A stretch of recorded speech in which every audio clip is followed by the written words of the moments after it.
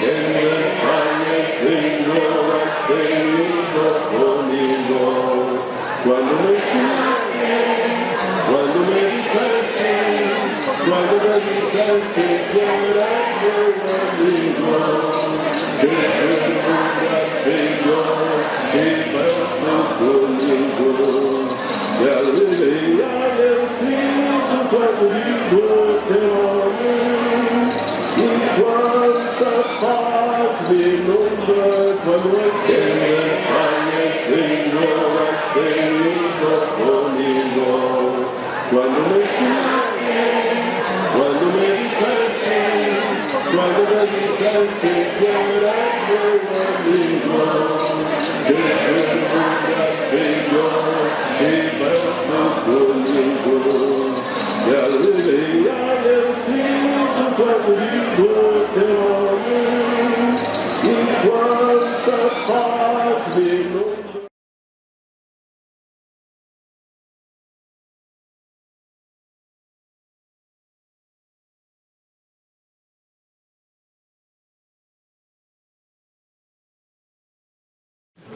A continuación, seguimos para el proceso de canonización de don Sebastián Gallá y va a hablarnos don José Ángel Sáenz Menéndez.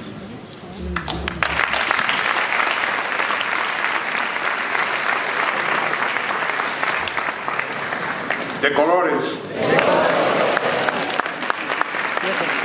Un saludo cordial a todos los hermanos y hermanas cursillistas que participáis en esta quinta Ultrella Mundial en Fátima. Mi nombre, como ya se ha dicho, es José Ángel Sáenz Menéndez, obispo de Tarrasa, España.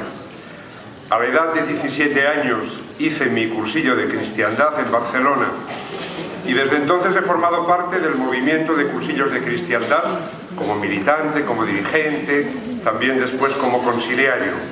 Actualmente presido la Fundación Sebastián Gallá. Agradezco al organismo mundial la invitación a participar en los actos de la Ultrella con esta comunicación, en particular a su presidente, Francisco Manuel Salvador, y a su asesor espiritual, Monseñor Francisco Serra. Al preparar esta comunicación sobre el proceso de beatificación de Monseñor Sebastián Gallá, he repasado una vez más los orígenes y el nacimiento de nuestro querido movimiento de cursillos de cristiandad. Y me brotaba espontáneamente del corazón una acción de gracias a Dios por su amor inmenso, porque nos ha creado, porque nos mantiene en la existencia, porque ha salido al encuentro del género humano a través de la revelación, una revelación que culmina en Jesucristo, porque nuestro Señor Jesucristo ha instituido la Iglesia y envía a los apóstoles a predicar por todo el mundo la buena nueva del Evangelio. Porque la Iglesia, como señalaba el Papa, el Beato Pablo VI en Evangelii Nuntiandi, la Iglesia existe para evangelizar. El tiempo que sigue a la ascensión del Señor es el tiempo de la Iglesia, que realiza su misión en virtud de los carismas que el Espíritu Santo va suscitando a lo largo de la historia, según las necesidades de cada momento concreto. El movimiento de cursillos de cristiandad es uno de estos carismas que el Espíritu Santo ha suscitado en orden a la edificación de la Iglesia y a la evangelización del mundo. Surgió, lo sabemos todos bien, en Mallorca en la década de los años 40 del pasado siglo, tras una maduración que duró varios años, a través de la preparación de la peregrinación de los jóvenes de Acción Católica a Santiago de Compostela, que tuvo lugar en el mes de agosto de 1948. Nace en una época que se caracteriza por un cierto florecimiento religioso en España. Lo políticamente correcto era ser católico practicante. La gente iba a misa mayoritariamente. Había procesiones, manifestaciones públicas de la fe. Pero a la vez se podía detectar un déficit en cuanto al testimonio de la fe y a la transformación de las estructuras, así como en la interiorización de la práctica religiosa. Y en aquel momento surge un grupo de jóvenes de Acción Católica, en Mallorca, que perciben y señalan la falta de coherencia entre la fe y la vida, la falta de autenticidad y la consecuente falta de vitalidad. Según ellos, se está cayendo en el conformismo y en la inoperancia apostólica. Jóvenes de corazón insatisfecho e inconformista, jóvenes idealistas y creativos. En esta tesitura tendrá lugar un factor que aglutinará todo ese caudal de energías. Las actividades preparatorias de la peregrinación a Santiago propiciarán esa sinergia de corazones y mentes, de contenidos doctrinales y experiencias, de gracia de Dios y sobre todo de un soplo poderoso del Espíritu Santo. Nace así el cursillo de cristiandad y el movimiento de cursillos de cristiandad, un método y un movimiento de evangelización que se sitúan en el ministerio profético de la Iglesia, en el ministerio de la palabra, en la proclamación del querigma y, como nota específica, la evangelización de los ambientes. El Estatuto del Organismo Mundial del Movimiento de Cursillos de Cristiandad recoge, en su número 3, que de este grupo de iniciadores tuvieron parte muy importante, sobre todo laicos guiados por Eduardo Bonín Aguiló, además de varios pastores, entre los que se encontraban el entonces obispo de Mallorca, Monseñor Juan Hervás, y el sacerdote Monseñor Sebastián Gallá Riera. De nuestro buen amigo Eduardo ya hemos tenido la presentación, me toca ahora a mí presentar a don Sebastián Gallá. Para la causa de beatificación hemos partido de su fama de santidad imprescindible para comenzarla. Las causas siempre se inician a petición del pueblo de Dios que considera santa a alguna persona. El ente promotor o parte actora de la causa es el Secretariado Diocesano de Cursillos de Cristiandad de Madrid y también la Fundación Sebastián Gallá, a una postuladora responsable de llevar a cabo las gestiones pertinentes de la causa en nuestro nombre. Y esta causa se instruirá en Archidiócesis de Madrid, porque normalmente se instruyen donde la persona ha fallecido, pero también se puede pedir la delegación de la competencia y así se ha hecho al Obispado de Madrid, de Mallorca, y se comenzará en la Archidiócesis de Madrid, que es allí donde don Sebastián ejerció la mayor parte de su vida el ministerio sacerdotal. Intentaré ahora dibujar una semblanza humana y espiritual con 7 trazos. 7 minutos, pero minutos de los largos. Hay minutos un poco más largos que otros. Intentaremos no alargarlos en exceso. 7 trazos, no temáis. El primero, una vida fundamentada en Cristo. Una vida fundamentada en Cristo. Su gran ideal es Cristo. El capítulo primero de su libro Reflexiones para cursillistas de cristiandad, que es como un retrato espiritual, un autorretrato de su alma, lo dedica a hablar de el ideal y describe el ideal como el objetivo cumbre que un hombre se marca en la vida, como la vida de su vida, lo que llena su corazón. El ideal es algo tan grande y tan fuerte que todo lo puede quien tiene un ideal. Más adelante se pregunta sobre cuál es nuestro ideal y no responde con sus propias palabras, sino que toma una frase del beato Pablo VI. Cristo es la cumbre de las aspiraciones humanas, término de nuestras esperanzas y oraciones, el foco de los deseos de la historia y de la civilización, es decir, el Mesías, el centro de la humanidad. Su gran ideal es Cristo. Posteriormente se pregunta sobre mi ideal, es decir, el suyo, el de Sebastián, y esta es su respuesta. Mi ideal quisiera que fuera este: ser santo santificando a los hermanos, lo cual significa ser santo para ayudar a santificar a los demás, hacer de mi vida con todas sus cosas, sus luchas y sus baches, un eterno peregrinar de santidad. Nuestro Señor Jesucristo era el fundamento de la vida de don Sebastián. Su existencia estaba construida sobre Cristo y con Cristo, que era la roca, el cimiento que le daba consistencia y firmeza, con una solidez que le permitió superar las contrariedades de la vida e integrar sus deseos y proyectos desde una relación con el Señor de discipulado y de amistad. La hora apostólica compuesta por él expresa esa relación de corazón a corazón y también la fuerza del envío misionero. Al rezarla de rodillas, junto al sagrario, en compañía de los hermanos, es como si fuéramos transportados a la intimidad del cenáculo, a los pies de la cruz, al encuentro con el resucitado que nos envía como Él ha sido enviado por el Padre. Un texto bello y profundo que expresa el deseo de conocer, amar, ayudar a Jesucristo, de sufrir por Él, de vivir en Él y anunciar su mensaje.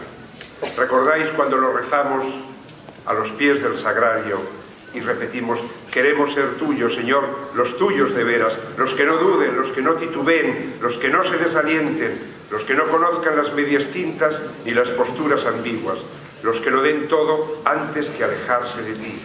Te rogamos que nos enseñes, que nos formes, que nos venzas y nos enciendas en santa valentía y en afanes apostólicos. Ahí está ese amor, esa centralidad en Jesucristo que vivía Sebastián y que brota en la oración como a borbotones.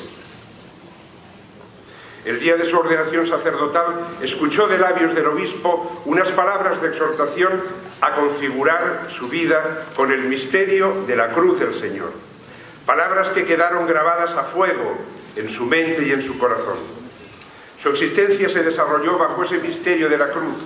Le tocó experimentar la cruda realidad de la pobreza y la emigración en una edad muy temprana, cuando tenía 6 años, así como la soledad en su adolescencia y juventud. Formaron parte de su cruz los estragos del tiempo de la República y de la Guerra Civil, y también las estrecheces de la posguerra. Asimismo fueron crucificantes las destituciones de sus cargos en el pontificado del obispo Enciso, o humillaciones que padeció posteriormente. Pero su unión con Cristo, que se alimentaba en la oración, especialmente en la Santa Misa, en la liturgia, en la palabra de Dios, era más grande, y en ella hallaba la fuerza para cargar con la cruz.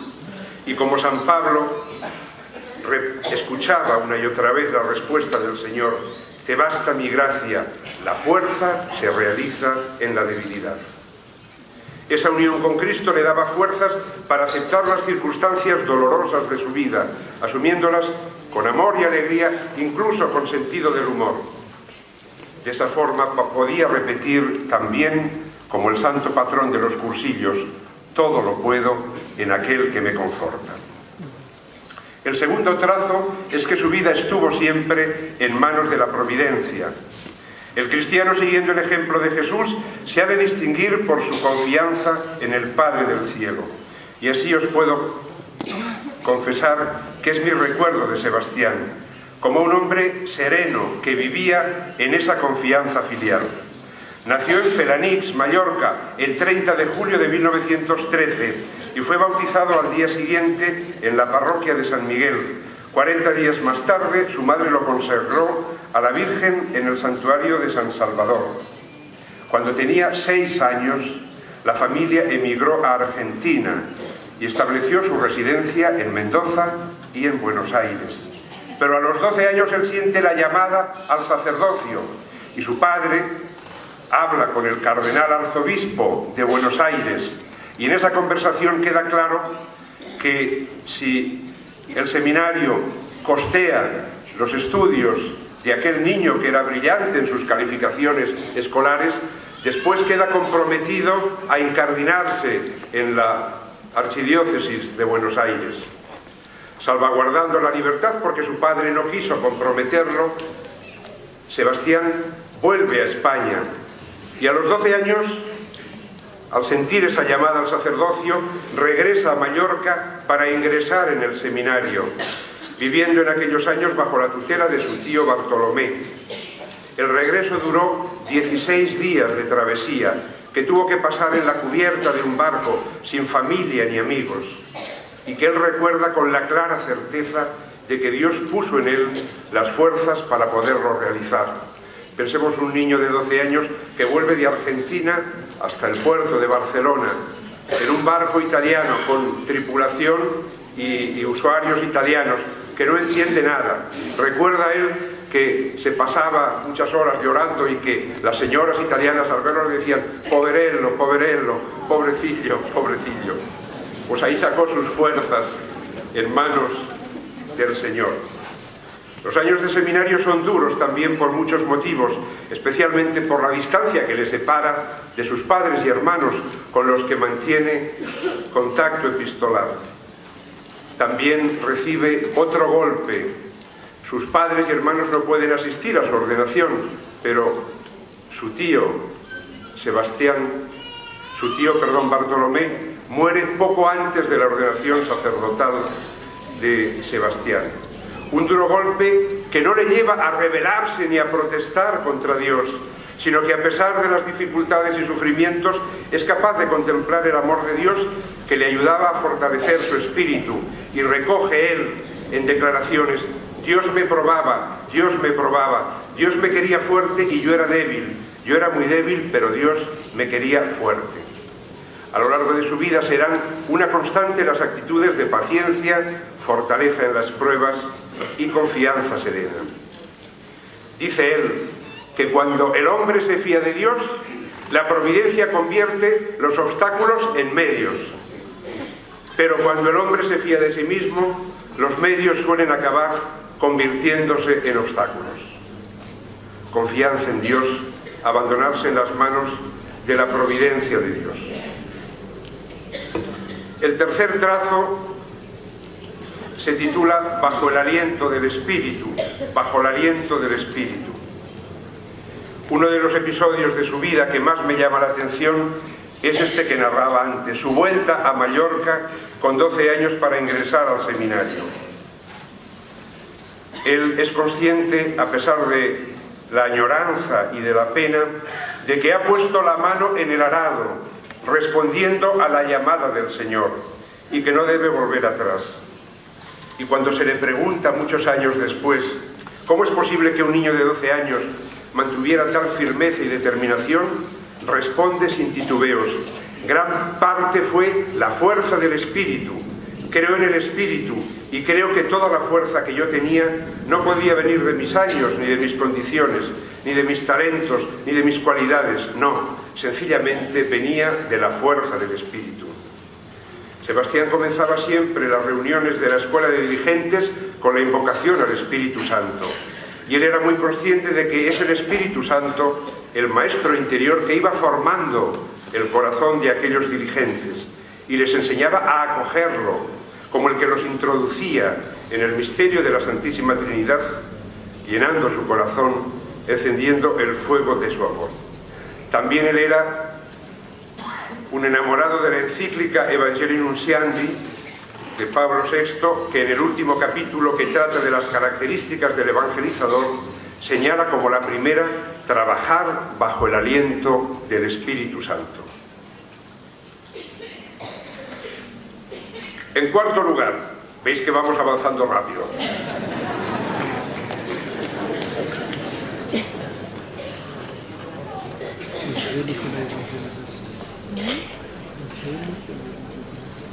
En ese perfil humano y espiritual y sacerdotal, su relación con Cristo, una vida fundamentada en Cristo, en las manos del Padre, confiando siempre en la providencia, bajo el aliento del Espíritu, del cual tiene conciencia que es como el motor de su vida.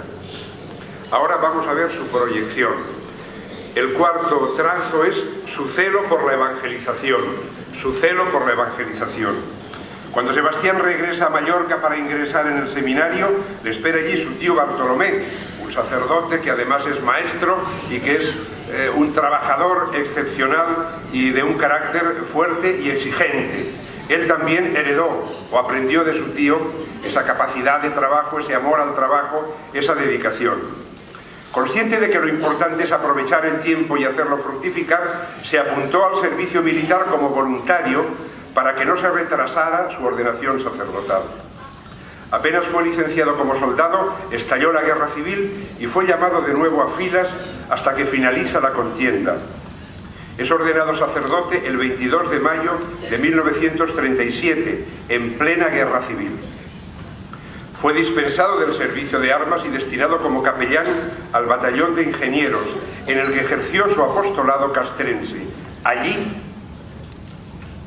en el transcurso de la guerra civil, descubrió su vocación para el trabajo pastoral con los jóvenes.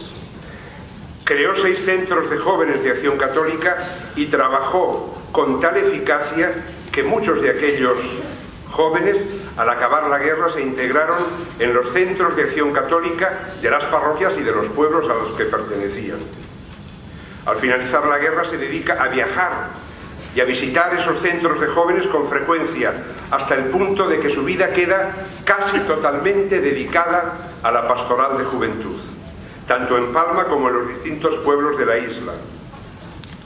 Por otra parte, es nombrado profesor del seminario, de bachillerato en unos institutos, de los universitarios, es elegido director de 2 colegios, trabaja en la Gran Misión de Palma y sobre todo crea centros de Acción Católica y crea el Consejo Diocesano de los Jóvenes, que estaba preparando la gran peregrinación a Santiago de Compostela. Con la finalidad de formar aquellos grupos de jóvenes que aumentaban sin cesar y que estaban necesitados de dirigentes seglares, creó en 1944 la Escuela de Propagandistas del Consejo Diocesano de Jóvenes de Acción Católica. Después será nombrado conciliario de Acción Católica para Jóvenes, delegado episcopal de la peregrinación, y en diciembre del 47 don Juan Hervás, el obispo, le nombra canciller secretario de Cámara y Gobierno del Obispado de Mallorca. La peregrinación a Santiago tuvo lugar en agosto del 48. Estaban convocados, el lema era 100.000 jóvenes a Santiago. No fueron 100.000, fueron 70.000, que tampoco está nada mal con los medios de transporte de aquella época. 70.000 jóvenes cristianos de Acción Católica que peregrinan a Santiago. Las andanzas de los 700 peregrinos mallorquines son narradas por la revista Proa en el número de septiembre-octubre de 1948. Cuando vuelven a Mallorca se les dispensa un recibimiento multitudinario y a Sebastián lo llevan en volandas hasta el balcón del Ayuntamiento de Palma para que dirija unas palabras. Y las palabras que dirige serán un resumen certero, sintetizando el sentido de la peregrinación y la proyección de futuro. Dice allí a la multitud: fuimos a Santiago 700 peregrinos, volvemos 700 apóstoles para iniciar la marcha de la conquista sobre la juventud. La portada de ese número de la revista Proa contiene 2 editoriales muy significativos. Uno titulado Cara al ayer, firmado por el presidente diocesano, Eduardo Bonín, en el que da las gracias a cuantos colaboraron a la realización de la peregrinación. El otro, titulado Cara al mañana, firmado por el conciliario diocesano, don Sebastián, que plantea la proyección de futuro, porque Santiago no era una meta final, sino un punto de partida. Por lo tanto, hay que proyectar hacia el mañana la gracia recibida y vivida. Una vez más queda reflejado su objetivo pastoral, su afán, la evangelización. Llegamos al 5.º trazo, que se refiere más a su interioridad, y es la mansedumbre y humildad de corazón. Mansedumbre y humildad de corazón. Sebastián comenzaba las reuniones de la escuela de dirigentes con la invocación al Espíritu Santo y el rezo de la oración de la humildad. Y no era por casualidad.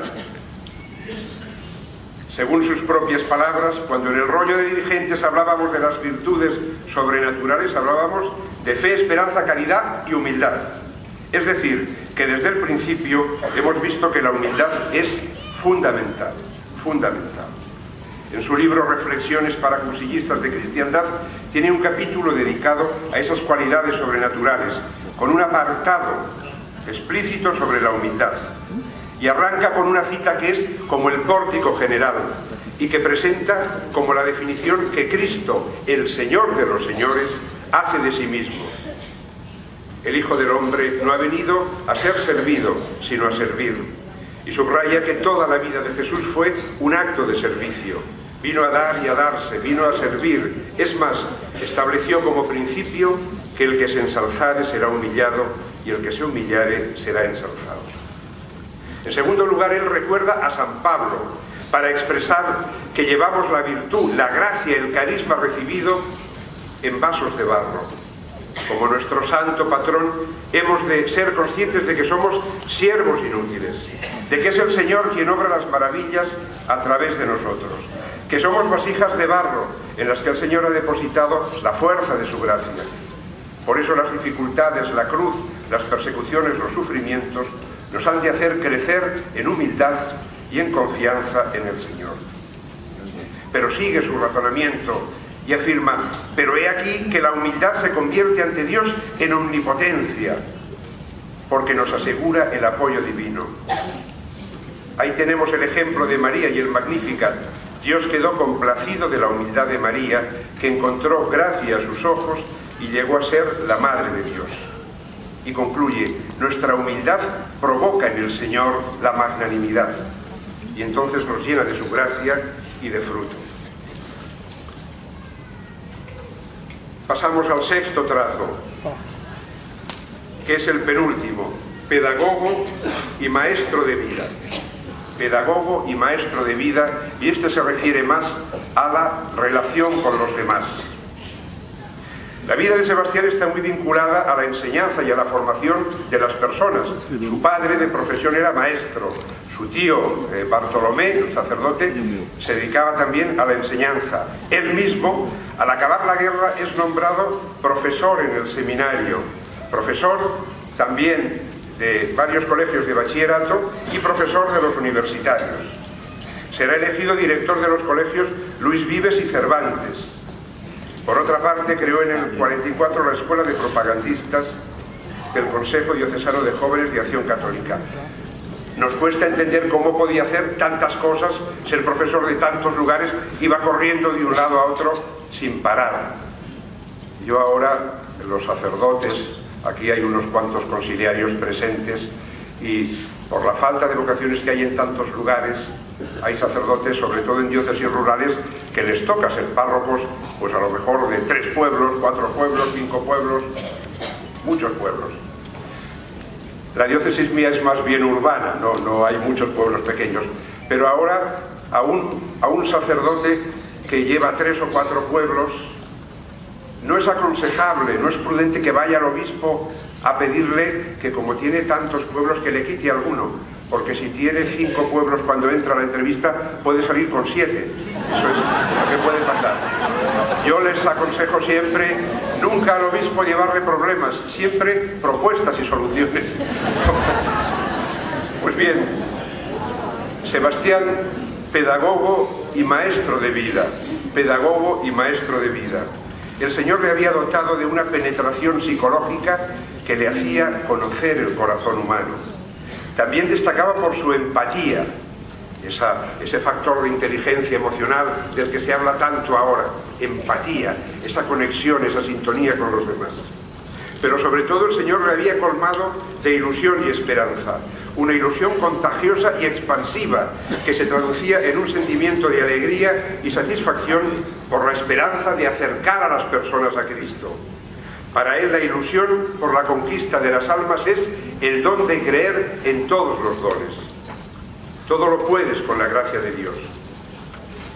Hay en la pedagogía un principio que se llama el efecto Pigmalión. El efecto Pigmalión, que es de la mitología griega, era el rey de Chipre, que era escultor y buscaba para casarse como rey una mujer perfecta, pero no había forma de encontrarla. Y entonces él era escultor y hacía esculturas de mujeres. Y hay una, en un momento, que la ve perfecta, y la tocaba y la acariciaba. Y entonces Afrodita, que es la diosa del amor en la mitología griega, hace que esa estatua cobre valor, cobre vida.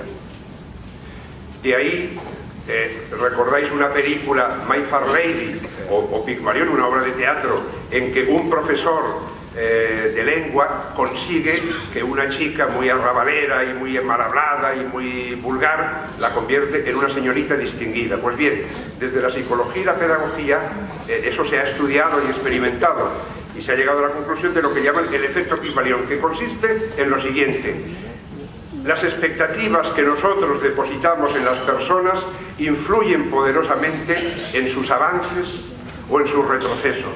Si nosotros tenemos mucha confianza sobre una persona, de que esa persona tiene cualidades, tiene posibilidades, puede crecer, puede madurar, eso sutilmente le está influyendo y desarrollará mucho.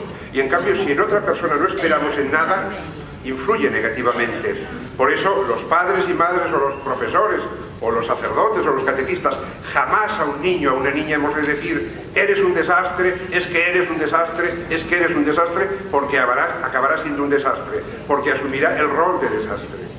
Cuando alguien se equivoca a nuestro lado, hemos de decirle: pero ¿cómo es posible que tú, con tantas cualidades como tienes, actúes así? Tú estás llamado a cosas grandes. Esto es el efecto Pigmalión. Pues os puedo asegurar que Sebastián lo aplicaba con maestría, para ayudar a desarrollar todas las potencialidades que las personas que había a su alrededor tenían. En el fondo, esta es la pedagogía que nuestro Señor Jesucristo aplica a sus discípulos. Nuestro Señor no dice: sed unos mediocres porque no dais para más. Jesús nos dice: sed perfectos como vuestro Padre Celestial es perfecto. Nos llama a la santidad, a la perfección, y nos da la gracia y la fuerza para alcanzarla. Sebastián la usaba con maestría, desde un respeto exquisito a la libertad, sin imposiciones de ningún tipo, ayudando a cada persona a desarrollar sus potencialidades y buscando siempre para cada uno la voluntad de Dios. A lo largo de su vida formó y acompañó a multitud de personas, procurando vivir las actitudes de Jesucristo, buen pastor, él como sacerdote.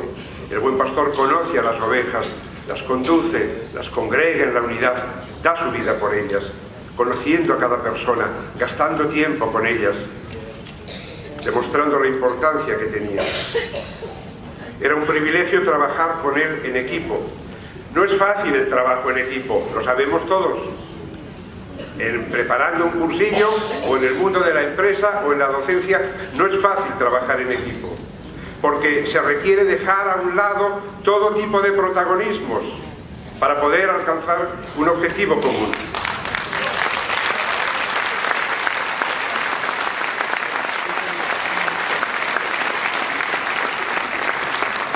Es muy importante contar con un liderazgo efectivo, que se propicie una comunicación fluida y también que el ambiente de trabajo sea armónico, promoviendo la participación de todos los miembros del equipo. Pues os puedo asegurar cuánto hemos aprendido en los equipos de cursillos junto a Sebastián. Ha sido un regalo trabajar con él y ver cómo se situaba y desarrollaba la función que le correspondiera. Tanto se ocupaba un rol de liderazgo manifiesto como si era un miembro más del equipo al que le correspondía una mayor discreción. También lo recuerdo como un buen conversador que ponía en práctica el arte de dialogar, sabía escuchar al otro y procuraba con sinceridad entender su punto de vista y reconocer lo que tuviera de verdad y de razón en sus afirmaciones. A la vez sabía exponer su visión personal de las cosas con seguridad y vivacidad, con convicción profunda, aunque estuviera dispuesto a matizarla si fuera necesario. En todo momento generaba un clima de amistad, de familia, en que todo el mundo se sentía bien, en que nadie se sentía incómodo, consciente de que la vida del peregrino es una vida en familia, una vida en iglesia. Llegamos al séptimo trazo y antes vamos a rehidratar.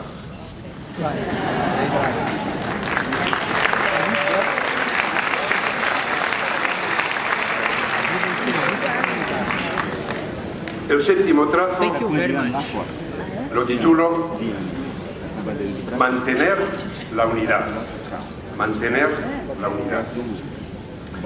Sebastián era firme y claro en sus criterios y convicciones, pero sin rigidez.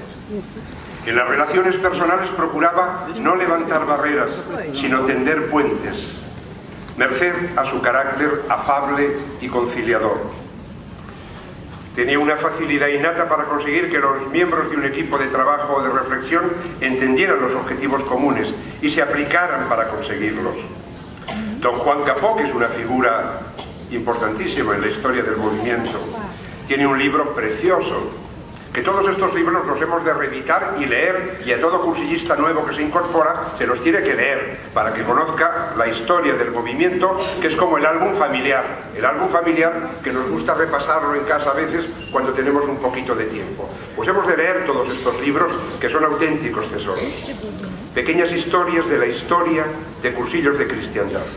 Hace don Juan Capó un relato entrañable y certero, recordando los primeros tiempos de la Escuela de Dirigentes. Dice así: don Sebastián impulsó dinamismo juvenil, alentó una mística de la acción y la entrega, impulsó y comprendió, compartió y estuvo o en la raíz o en la avanzadilla de todo lo que se intentó de fecundo entre la juventud de entonces de Mallorca. Atentos. Recuerdo cómo miraba, intenso y callado, cuando se discutía, cómo presidía las reuniones del primer esbozo de escuela de profesores. Era por la noche, a última hora. Escuchaba, intervenía, equilibraba, enderezaba, pero sobre todo encontraba la palabra de síntesis. La palabra de síntesis. Así era Sebastián. Equilibraba, enderezaba y encontraba una palabra final de síntesis para sumar las capacidades y aportaciones de todos, procurando conservar siempre la unidad. Esa fue una constante en su vida. Yo lo visité, siendo ya obispo de Tarrasa, cuando él estaba en Mallorca, en aquella residencia donde pasó sus últimos tiempos de vida. El 2 de diciembre de 2006, busqué tiempo en la agenda, hice un hueco y fui a pasar un día a Mallorca con él, para hacerle una visita y compartir con él una jornada inolvidable. Y a lo largo de esa jornada le pregunté con toda la intención, le pregunté a solas en su habitación, si tenía algún consejo último, alguna recomendación última que quisiera expresar para el movimiento de Cursillos de Cristiandad. Y él respondió: mantened la unidad.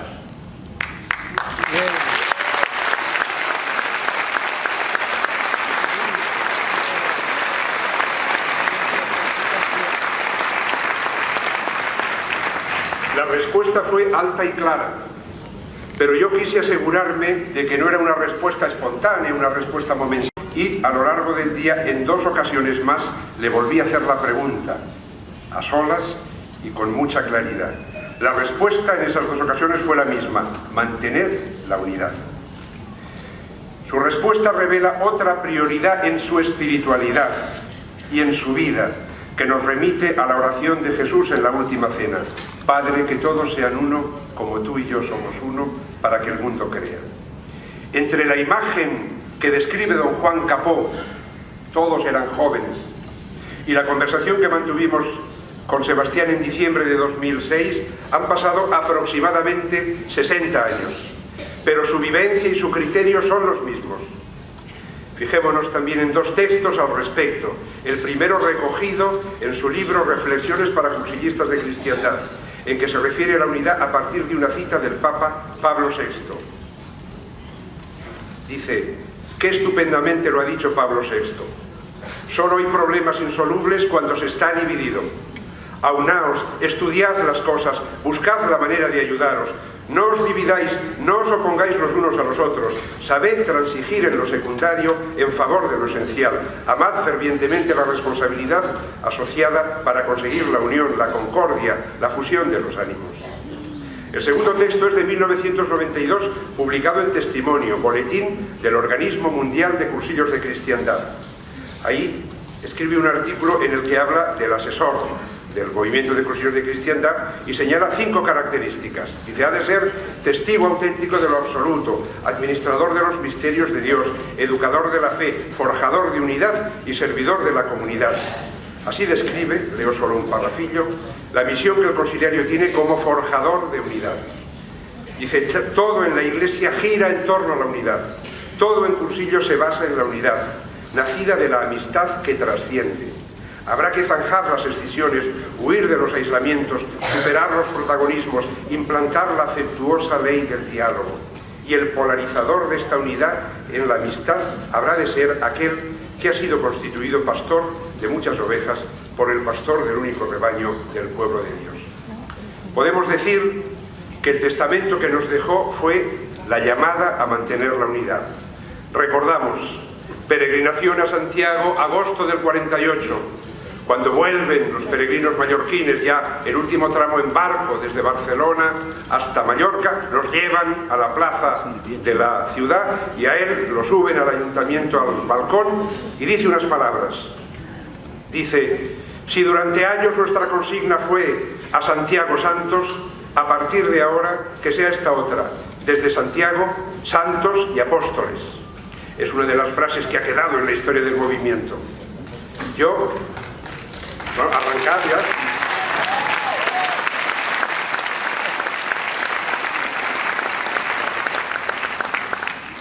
Repetimos. Si durante años nuestra consigna fue a Santiago Santos, a partir de ahora que sea esta otra, desde Santiago, santos y apóstoles. Yo, humildemente, me permito recomendar, creo que de su parte estará de acuerdo, Sebastián, y también Eduardo, y también don Juan Hermás. Yo me permito recomendar un añadido. Desde Santiago, santos, apóstoles y unidos.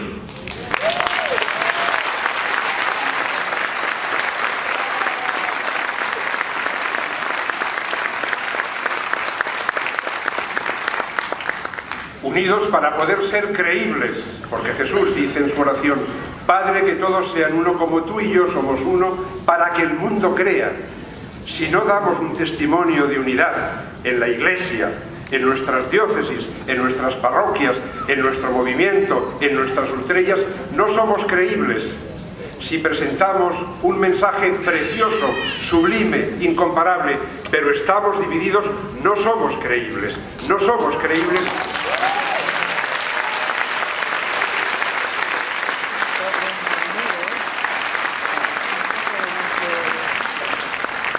Acabo.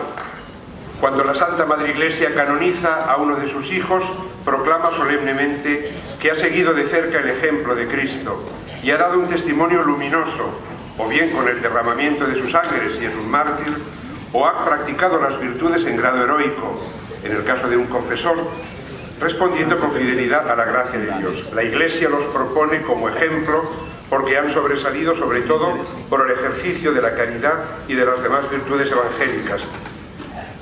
Nosotros hemos contemplado el testimonio de fe, esperanza y caridad de don Sebastián Gayá, su amor y fidelidad a la Iglesia, su audacia y humildad.